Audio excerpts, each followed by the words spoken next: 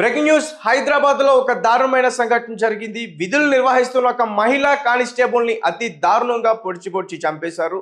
అయితే పక్క ప్లాన్ ప్రకారమే చేశారంటూ కూడా చెప్తున్నారు. ముందుగా కారుతో ఢీకొట్టి తర్వాత స్కూటీ పైన వెళ్తున్న ఆ మహిళ ఒక్కసారిగా కింద పడిపోయింది. వెంటనే కత్తులు తీసుకొచ్చి పొడిచి చంపేస్తారంటున్నారు. వాళ్ళు ఏమంటున్నారంటే సొంత తమ్ముడే ఈ హత్యకు కారణం, తనే ఇదంతా కూడా చేశారని చెప్తున్నారు. ఇంకా ఇన్వెస్టిగేషన్ నడుస్తుంది. అయితే ఈ మహిళ కులాంతర వివాహం చేసుకుందంటూ కూడా చెప్తున్నారు. అటు బంధువుల నుంచి ఇటు సొంత కుటుంబ సభ్యుల నుంచి కూడా కొన్ని రోజుల నుంచి వేధింపులు కూడా ఉన్నాయని చెప్తున్నారు. ఒకసారి పూర్తి విషయాలన్నీ కూడా మనం తెలుసుకునే ప్రయత్నం చేద్దాం. ప్రస్తుతం మనతో పాటు మాట్లాడడానికి ఆదిత్య లైన్ లో ఉన్నారు, అతనితో మాట్లాడదాం. ఆదిత్య, చెప్పండి, అక్కడ ఏంటి పరిస్థితి? సొంత తమ్ముడే చంపేశారంటూ కూడా చెప్తున్నారు. తేజ, ఇది హైదరాబాద్ రంగారెడ్డి జిల్లా ఇబ్రహీంపట్నంలో జరిగింది. ఇది పరువు హత్య కూడా మనం అనుకోవచ్చు. సో అంటే ప్రేమ వివాహం చేసుకున్న మహిళా కానిస్టేబుల్ ఆమె తమ్ముడే దారుణంగా హతమార్చినట్టు కూడా చెప్తున్నారు. అంటే స్కూటీపై వెళ్తుంది ఆమె, కారుతో ఆమెను ఢీకొట్టి ఆ బైక్ కొడవలతో హతమార్చేశాడు. అయితే ఈమె స్వగ్రామం రాయ్పోల్ నుంచి డ్యూటీకి వెళ్తుంది. మన్నెగూడ రహదారిపై ఆమెను దారుణంగా కూడా చంపేశారు తేజ. అయితే స్థానికులు పోలీసులు ఏం చెప్తున్నారంటే ఇబ్రహీంపట్నం మండలం రాయ్పూర్ గ్రామానికి చెందిన నాగమణి 2020లో కానిస్టేబుల్ ఎంపికైంది. హయత్ నగర్ పోలీస్ స్టేషన్ లో కూడా ఈమె విధులు నిర్వహిస్తుంది. అయితే ఇదే గ్రామానికి చెందిన శ్రీకాంత్ అనే యువకుడిని నాగమణి ప్రేమించింది తేజ. ఇద్దరిది కూడా ఒకే ఊరు. అవును. అయితే వీళ్ళ కులాలు మాత్రం వేరు. సో ఇంట్లో వాళ్ళు వీళ్ళ పెళ్లికైతే ఒప్పుకోలేదు. దీంతో తల్లిదండ్రులు ఏం చేసిందంటే కుటుంబ సభ్యులను ఎదిరించి కుటుంబ సభ్యులను ఎదిరించి నెల రోజుల క్రితం ప్రేమించిన వారిని నాగమణి పెళ్లి చేసుకుంది. అయితే నాగమణి తమ్ముడు ఇతర కుటుంబ సభ్యులు ఆమెపై కోపం పెంచేసుకున్నారు. వాళ్ళకి అస్సలు నచ్చలేదు ఇది. సో పెళ్లి తర్వాత నాగమణి భర్తతో కలిసి హయత్ నగర్ లోనే కాపురం పెట్టింది. అయితే ఆదివారం సెలవు దినం అవ్వడంతో నేను స్వగ్రామం రాయ్పోల్కి వచ్చింది.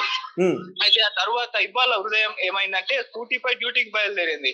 మన్నెగూడ నుంచి రహదారి వద్దకు రాగానే వెనుక నుంచి వచ్చిన ఒక కారు నాగమణిని ఢీకొట్టింది.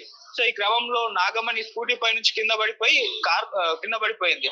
ఆ తర్వాత కారులో నుంచి దిగిన యువకుడుకు ఆమెను కొడవలతో కిరాతకంగా హతమార్చాడు. అయితే తర్వాత ఎవరైనా తెలిసిందంటే అతను తమ్ముడు అని తెలిసింది. సో ఈ విధంగా రక్తం మడుగులో కొట్టుమిట్టాడుతున్న నాగమణి స్పాట్ లోనే ప్రాణాలు కోల్పోయింది. అయితే ఆ నిందితుడు అక్కడి నుంచి పారిపోయాడు ఆ తర్వాత.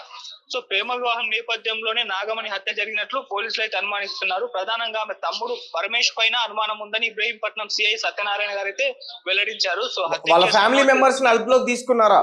వాళ్ళ ఫ్యామిలీ మెంబర్స్ పైన ఇంకా తీసుకోలేదు. కేవలం వాళ్ళ తమ్ముని మాత్రం అదుపులోకి తీసుకోవడానికి ప్రయత్నిస్తున్నారు. అతని కోసం గాలిస్తున్నారు. ఇందుకోసం వాళ్ళ ఫ్యామిలీ మెంబర్స్ దగ్గర కూడా ఎంక్వైరీ చేస్తున్నట్టు వార్తలు వినిపిస్తున్నాయి.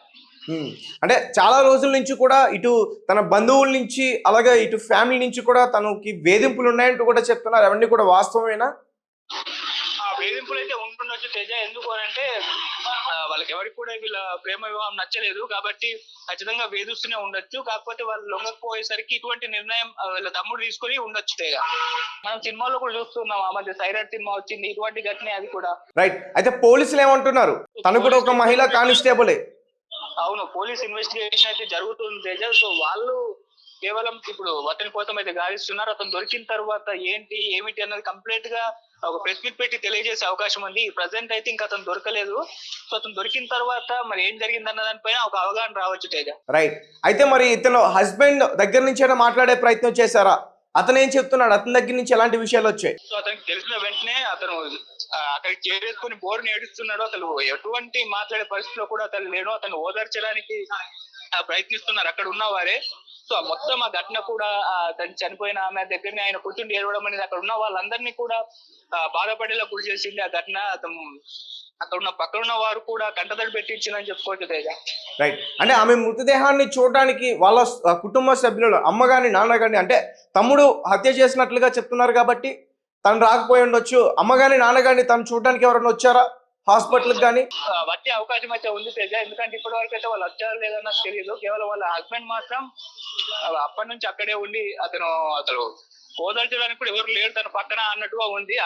అంతగా ఏడుస్తున్నాడు. సో అంటే ఇద్దరు ఫ్యామిలీ నుంచి కూడా వాళ్ళకి సపోర్ట్ లేదా? ఎక్కడి నుంచి? ఇరు ఫ్యామిలీ నుంచి కూడా సపోర్ట్ లేదా? ఇటు భర్త ఫ్యామిలీ నుంచి అటు ఈమె ఫ్యామిలీ నుంచి కూడా సపోర్ట్ లేదా అంటున్నా. అమ్మాయి వాళ్ళ ఫ్యామిలీ నుంచి అయితే సపోర్ట్ లేదు. అబ్బాయి వాళ్ళ ఫ్యామిలీకి సంబంధించి మనకి ఇన్ఫర్మేషన్ లేదు. వాళ్ళు ఒప్పుకున్నట్టుగానే చెప్తున్నారు కానీ తల్లిదండ్రులను ఎదిరించారు అని చెప్తున్నారు. కాకపోతే ఇరు తల్లిదండ్రులు నా ఒక్కరి తల్లిదండ్రులు అయితే తెలియదు తేజ. అబ్బాయి వాళ్ళ ఫ్యామిలీ సైడ్ నుంచి మనకి ఉన్న ఇన్ఫర్మేషన్ అయితే పెద్దగా లేదు. కాకపోతే వాళ్ళు యాక్సెప్ట్ చేశారేమో అని ఒక వార్త అయితే వచ్చింది. పిల్లలు ఎవరైనా ఉన్నారా ఈ కానిస్టేబుల్ కి? లేతే మ్యారేజ్ అయ్యి 1 month అయింది వెళ్ళేసరికి. సో 1 month కి కక్షతోటి సొంత తమ్ముడే హతమార్చుంటాడని చెప్పేసి అనుమానిస్తున్నారు. అదైతే జరగలేదు, జస్ట్ అనుమానం మాత్రమే. అవును Teja. Okay Aditya, right, thank you. So ఇది అక్కడ జరిగిన పరిస్థితి. సో ఆమెది అలాగే ఆమె ప్రేమించిన అబ్బాయిది కూడా ఇద్దరిది ఒకటే గ్రామం రాయిపోల్ దగ్గర. సో ఇబ్రాహీంపట్నంలో ఆమె విధులు నిర్వహిస్తున్నట్టు కూడా